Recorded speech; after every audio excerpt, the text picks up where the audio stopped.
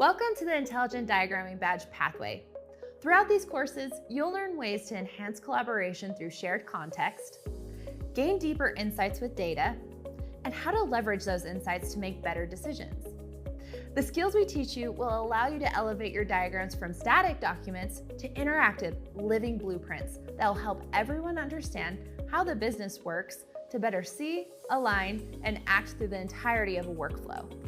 We'll walk you through a scenario so you can see how we use intelligent diagramming features and share some best practices in the different phases that help us ensure that the intelligent diagram we make provides immediate value to the team. Keep in mind, though the example focuses on process optimization, these principles and tools can be applied to different use cases. In this course specifically, we'll be showing you ways to enhance collaboration through shared context.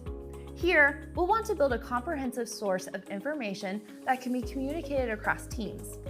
This ensures that everyone is aligned from start to finish and that we're working as efficiently as possible with clear practices and documentation.